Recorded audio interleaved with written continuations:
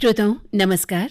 इस वक्त phone line पर मेरे साथ हैं एडीएम सिटी बीकानेर सुनीता चौधरी। नमस्ते बीकानेर में आपका स्वागत है मैडम। जी थैंक यू सो मच। नमस्कार साहब। मैडम, देश खुल गया है और अब एहतियात ही सबसे बड़ा हथियार है जी, लेकिन वायरस का खतरा अभी भी है, बना हुआ है और ऐसे में नई गाइडलाइन जारी हो गई है। जी बीकानेर में वायरस के बढ़ते हालात को देखते हुए हम आपसे जानना चाहते हैं कि प्रशासन किस तरह से नई कार्य योजना बना रहा है। प्रशासन बिल्कुल इसके लिए सजग है और सतर्क है। हमने पूरी मेडिकल टीम्स जो हैं उन्होंने मेडिकल विभाग ने इसके बारे में काफी चर्चा की है और अपने जो भी केसेस लॉकडाउन खुलने के बाद जैसे लोगों का आवागमन ज्यादा हो गया है जी, तो जो भी अपना ट्रेन से आवागमन हो रहा है, बस से आवागमन हो रहा है तो वहाँ टीम्स लगी हुई हैं और टीम्स वहाँ पे उनकी स्क्रीनिंग करती हैं और बिल्कुल उसी वक्त सैंपलिंग कर रही हैं। उसके बाद जो भी हमें सूचना देता है कि कोई ऐसा संदिग्ध है तो उसके लिए भी हमने व्यवस्था कर रखी है। वहाँ तुरंत जाके टीम मेडिकल की उसको सैंपल लेती है, टेस्ट करती है। जी, तो अभी हम इस खतरे से बचने के लिए इन लोगों को जागरूक भी कर रहे हैं और सूचना देने के लिए प्रेरित भी कर रहे हैं। जी। मैडम, बीकानेर में अभी कहाँ-कहाँ कर्फ्यू की स्थिति बनी रहेगी? अपने सिटी एरिया में कोतवाली एरिया, थाना कोतवाली जो है उसमें, कोर्ट गेट थाने में, नया शहर थाने में और जयनारायण व्यास कॉलोनी जो थाना क्षेत्र है उसमें कुछ कुछ हिस्सों में जहां पर भी रोगी पाए गए थे पॉजिटिव, उनके एरिया को सीज करते हुए हमने ये बनाया है कर्फ्यू। जी, तो कर्फ्यू में उन्हें क्या-क्या सुविधाएं दी जाएगी? जो बिल्कुल आप सही पूछ रहे हो, उनमें दूध की सप्लाई है, सब्जी है, राशन से संबंधित, किराना से संबंधित सप्लाई है, मेडिकल की दुकानें उसमें खुली हैं। लोगों को जिनको इमरजेंसी का कार्य है उनको हम बिल्कुल उसमें फैसिलिटेट कर रहे हैं, उनको कोई नहीं रोक रहा, उनका आवागमन कहीं बाधित नहीं है। बाकी सारी सप्लाई स्तर से प्रशासनिक तौर पे करा रहे हैं। जी मैम, आप एडीएम सिटी बीकानेर है, आपको बहुत बार देखा गया है कि आप लोगों के बीच में जाती हैं और बाकायदा देखती हैं कि सोशल डिस्टेंसिंग का पालन हो रहा है कि नहीं हो रहा है। जी तो लॉकडाउन 30 जून तक के लिए तो बढ़ा दिया गया है, पहले से काफी छूट हमको मिली है, लेकिन अभी भी मैडम शहर में ही देखा जाता है कि लोग सोशल डिस्टेंसिंग का पूरी तरह से पालन नहीं करते हैं। दूध की दुकान हो, किराने की दुकान हो, मिठाई नमकीन की दुकान हो या कहीं भी लोग इकट्ठे हो जाते हैं, तो इसको किस तरह से आप रोक रही हैं? मैम हम आपकी बात से बिल्कुल सहमत हैं। जी, प्रशासन इसमें बहुत सतर्कता बरत रहा है, बहुत सख्ती भी कर रहा है, लेकिन राउंड लेने से, समझाने से अभी थोड़ा बहुत फर्क पड़ा है। मैं भी जाती हूँ राउंड पे, श्रीमान जिला कलेक्टर महोदय भी जाते हैं, एरिया मजिस्ट्रेट भी जाते हैं। हम स्पेसिफिकली जो खाने की सामान की, फूड आइटम्स की दुकानें हैं, नमकीन, मिठाई, फल सब्जी वाले और दूध की डेयरी चलाने वाले, उनको हम जाकर समझाइश कर रहे हैं कि वो हाथों में ग्लव्स पहने, सोशल डिस्टेंसिंग जितनी हो सके मेंटेन करें और सैनिटाइज कराएं लोगों के हाथ भी जब लेने आए और अपने आसपास भी सारा क्लीन एंड प्रॉपर रखें। फल वालों को, सब्जी वालों को हमेशा हिदायत दे रहे हैं, कल भी हिदायत दी है कि कोई भी ग्राहक उनको टच नहीं करे, उनकी सब्जियों को ज्यादा, बिना किसी मतलब के कोई अपन प्रॉब्लम में आ जाए। जैसे सब्जी वाले को भी कहा है, ठेली वालों को भी कहा है कि आप भी ग्लव्स पहने और ग्लव्स के साथ ही उनको छुएं। लोगों को भी दूर ही रखें ठेले से, 1 फीट दूर, 2 फीट, जितनी भी गली में सड़क पे जगह है उस हिसाब से, कि लोगों को समझाइश के साथ इसको पालन करवाएं। फिर चालान और वो जो दूसरे दंडात्मक प्रक्रिया है वो बनानी पड़ेगी, करनी पड़ेगी, तो वो थोड़ा लंबा प्रोसीजर हो जाएगा और उससे सख्ती जरूर दिखेगी, लेकिन लोगों का मानस डर के कारण बनेगा। हम चाहते हैं कि उस समझाइश से इसको करने का प्रयास करें। जी बिल्कुल, बिल्कुल सही कहा आपने। अब जैसे हम आपसे जानना चाहते हैं कि लोग एक साथ दूध की दुकान पर इतने लोग इकट्ठे खड़े हो जाते हैं कि वो सड़क तक आ जाते हैं। जी, तो आवागमन का जो रास्ता है वो प्रभावित होता है, लोग प्रभावित होते हैं, आने जाने में असुविधाएं होती हैं।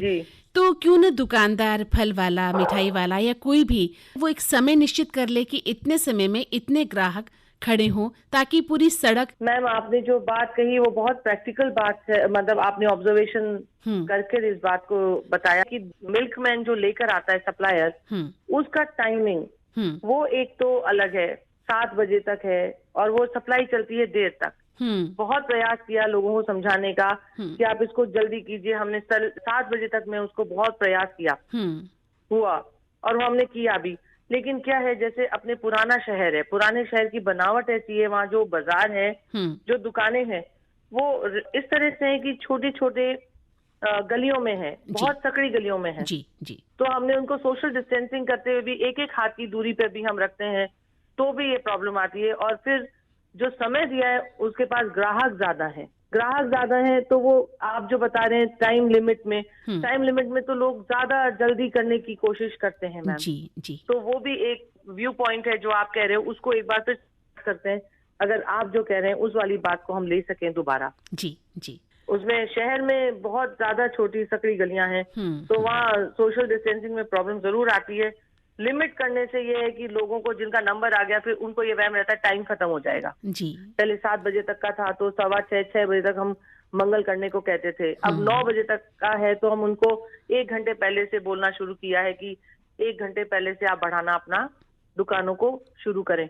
तो उसमें रश इसलिए होता है कि अब दुकान बंद होने वाली है, अब सामान कैसे मिलेगा, वो थोड़ी पैनिक ना हो जाए, इसलिए हम उसको शांतिपूर्वक ढंग से कराना चाहते हैं, जो आप बात कह रही हैं। बिल्कुल बिल्कुल, आप सही कह रही हैं। हमने उनको कहा है कि आप टोकन दे दें, उसके बाद इनको घर पे जाके दे दें, लेकिन सबकी व्यवस्थाएं एक अलग उसे चलती हैं। मतलब उन लोगों को यह है कि नहीं, हम तो इसके सामने ही आके दूध लें जी। इनको लोगों को ये रहता है कि शुद्धता वाला, कि हम पवित्रता शुद्धता वाली बात की नहीं, हम हमारे सामने ही लेंगे। कई फैक्टर उसमें सोशल काम करते हैं मैडम। बिल्कुल सही कह रही हैं आप। थोड़ा सा हमको भी लगता है कहीं इस पे ज्यादा काम करने की जरूरत है, उस पे और प्रयास करेंगे।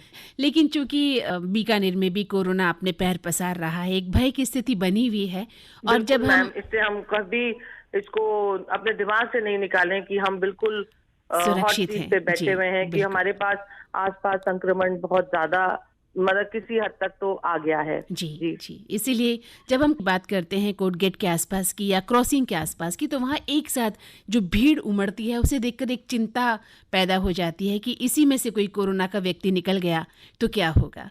तो बिल्कुल सही कह रहे हैं मैम आप, इस तरह के भय, ज्यादा सजग रहने की जरूरत है। तो मैम, आप एडीएम सिटी बीकानेर है, आप हमारी बीकानेर की जनता को क्या संदेश देना चाहेंगी?